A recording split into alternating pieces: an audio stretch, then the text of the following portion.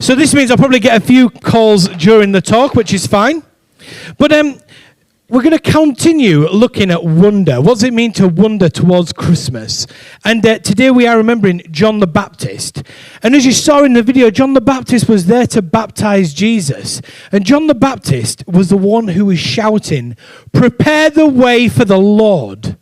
He's the one who was saying, "Get your hearts ready because Jesus is coming." And we believe that Jesus will come again. So the question is, how can we prepare ourselves?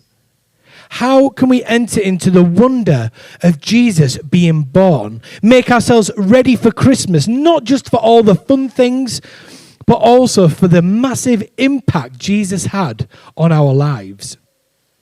I always think it's best to look at Jesus as an example. And you'll find through the Bible that he goes away quite a lot. He goes away to quiet places to spend time with God. And I think if Jesus is our role model and we are followers of Jesus, then I want to do what he did. Now, John was all about preparation, and he was quite an intense character. So if you're ready, I'm going to describe him to you. He used to wear camel fur, which was probably a bit itchy. He had a big leather belt, quite fashionable nowadays. But then he would eat honey and locusts in the desert. Has anybody ever eaten a locust? Yeah, brilliant. So you two could follow John the Baptist. Who thinks eating a locust is a disgusting idea? Yeah, good. Just checking. And there's also a part in the Bible where John the Baptist and Jesus almost argued against each other. They say that John the Baptist was asking too much. He was saying that you should be in the desert. You should constantly be getting baptized. You should be clean, which means you should be really good with God. Whereas Jesus came and he said we should eat together, which is what we'll be doing later with the bread and wine in communion. Now, I love sweets. That would be my answer. And I was delighted when I found out a way to use sweets in prayer. So this is a lemon sherbet sweet. If they're good enough for Dumbledore, they're good enough for us. That is a very niche joke, sorry. And on your way out, there's going to be buckets for you to take one of these sweets away with you. And the idea is that you find a quiet time, or it might be when you're walking to school or to work, where you can just be quiet and think about the Christmas story. It's a time for you to enter into the story itself.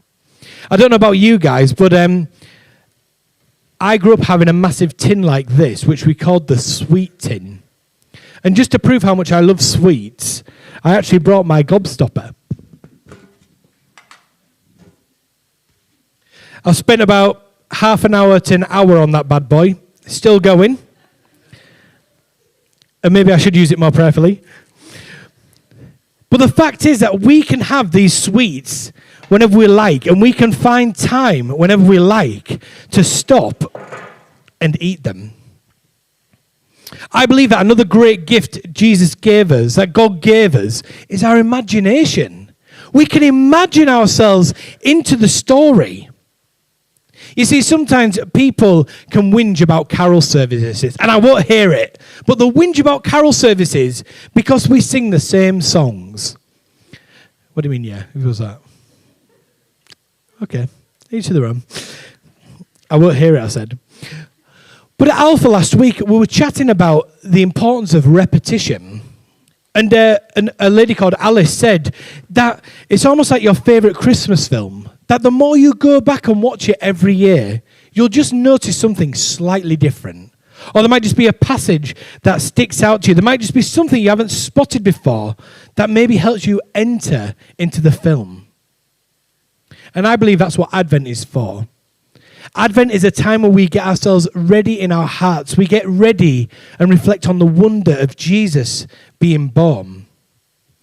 So take your boiled sweet with you this week. And just imagine yourself. It might be at the baptism. You might want to watch the video again that's on YouTube. It might be at the manger.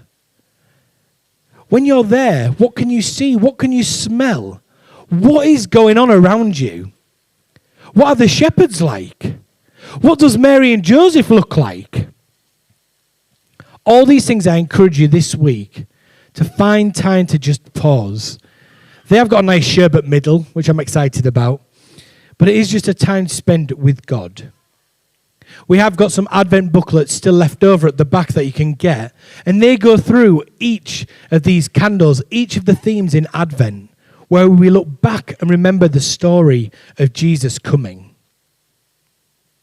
And then maybe as you go into this week, it actually came up in our prayers this morning. I'm totally stealing it from Andy. And he asked, what are we expecting from God today? What do we expect God to do? And I'd push that even further. This Christmas, what are we expecting God to do this Christmas? It might be inward. It might be a change in yourself.